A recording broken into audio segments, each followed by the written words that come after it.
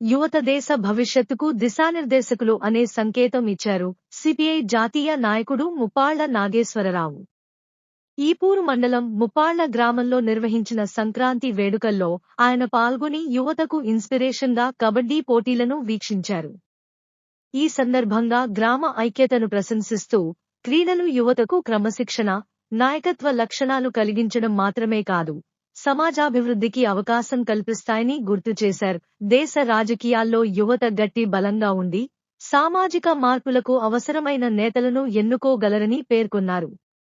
గ్రామ స్థాయి నుంచి జాతీయ స్థాయికి ప్రాధాన్యతనిచ్చే చర్చలు, క్రీడా కార్యక్రమాలను ప్రోత్సహించడంలో యువత కీలకమని, సమన్వయం చేసే గుణాలను అలవర్చుకోవాలని పిలుపునిచ్చారు. మహాత్మాగాంధీ చూపిన మార్గంలోనే గ్రామానికి సేవా ప్రాతిపదికతో ముందుకు వెళ్లాలని, నేటి యువత రాజకీయాలపై కేంద్రీకరించడం ద్వారా కొత్త రాజనీతిక పరిణామాలను రూపొందించగలుగుతారని అన్నారు. ప్రతి విషయంలో సంఘం ఓటమికి ముందు ఉత్తమ ప్రమాణాల్లో పోరాడాలని, యువత చేతుల్లో పరిపాలన అందిస్తే దేశం మరింత అభివృద్ధి మార్గంలో వెళుతుందని ఆయన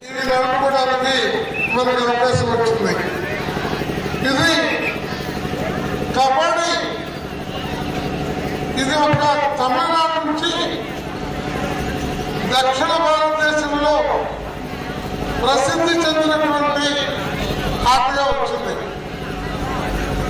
మనం ఆశ్చర్యపోతాం.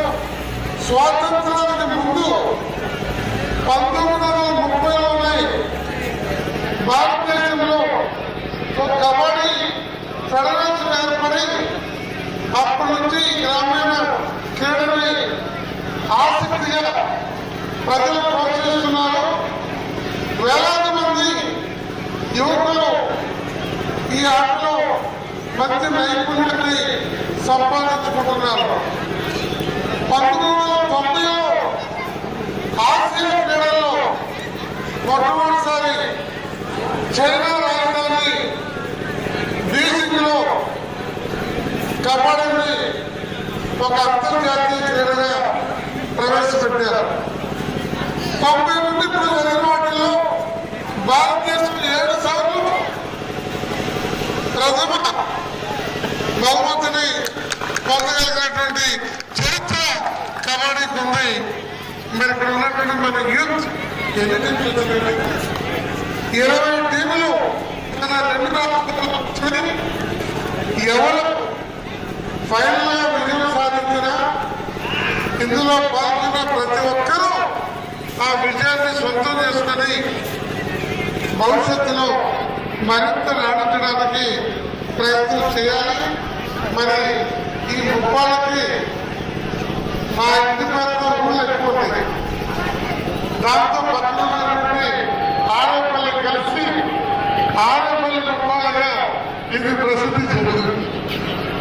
నిజానికి ఈ ముప్పాళ్ళ స్వాతంత్రానికి ముందు రోజుల్లో మహాత్మా గాంధీ గారు అడుగుపెట్టిన చారిత్రాత్మకమైనటువంటి గ్రామం.